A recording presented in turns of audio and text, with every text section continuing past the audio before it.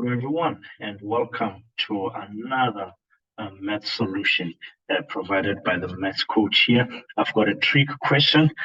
For this one, a friend just sent it to me. I don't know which paper this is, but in case you come across something similar, please sit back, relax, and enjoy the exhibition here. It is a trick expression. However, they have made it like an identity. So we have to show that whatever is on the left-hand side simplifies to a -2. That is what we have on the right-hand side.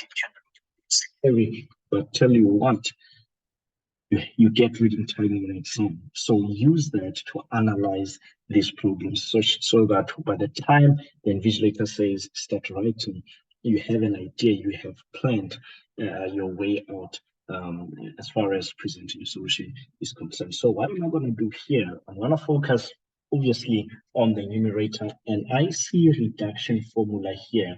Of course, 180 plus x. I see a co-function here, so 90 minus x. I see the quotient identity, that is sine over cos, and that is because I have a cos x right next to tan x, so I know there's a good cancellation that's going to happen there. And then I've got cos 90 degrees plus x. That's another co-function case. Now, another problem would be the denominator, which looks really scary, but I'm going to do a quick analysis. Look at this, sine, cos, sine. Now, that sounds like my compound angle type of situation, does it not? So I will then pull up my information sheet here and check what do I do in such a case. Look at this. This angle is exactly that angle, and this angle here is exactly that angle. There is a plus there. And that means I have to apply this formula here because I have sine, cos, sine, and this angle is exactly that one, and that one is exactly that one.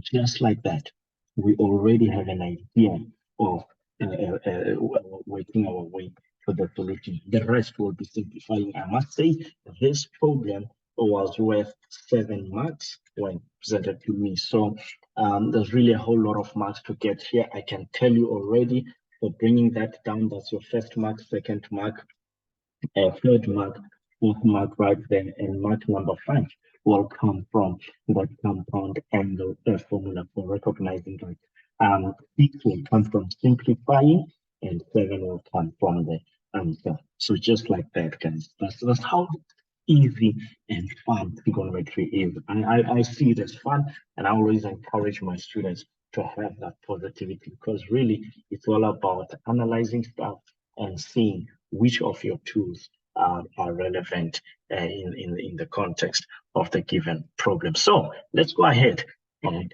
solve this problem. All right.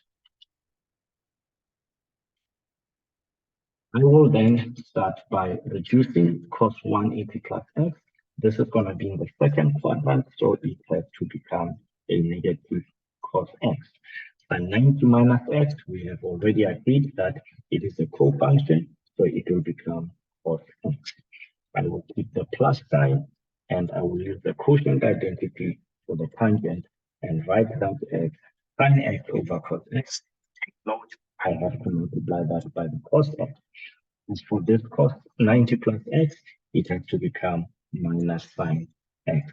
Now, if you are not sure how to deal with co-functions, please put up a comment on the video, and I will make it a point that I arrange or I record another video explaining how co-functions work. Okay. You are also welcome to ask a question on the comment section. If anything is unclear, I will do my best to clarify that. All right, here we have already established that there's the compound angle for sine. So I have to add up the two angles. What am I adding? I'm adding x minus 20 to 50 minus x. All right, so this is my left-hand side, by the way. So I would have rewritten the whole thing, and I'll say equals to, and then I'll say equal to here. And this is now the part where you're going to simplify, and you may score some marks as well. A negative cos x times cos x is a negative cos squared x. negative cos squared x.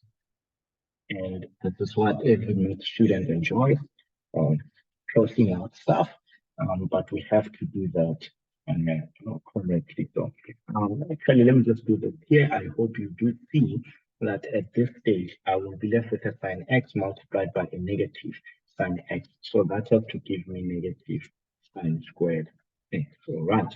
And then from here, we sort out the numerator, the denominator. What do we see here? Like terms. We have to add up stuff here. Whatever looks alike, let's add it up. So obviously, then the x will subtract the x. Minus 20 plus 50 is a 30.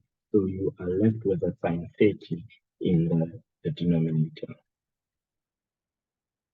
We hope you recognize the total angle there in the 30 degrees.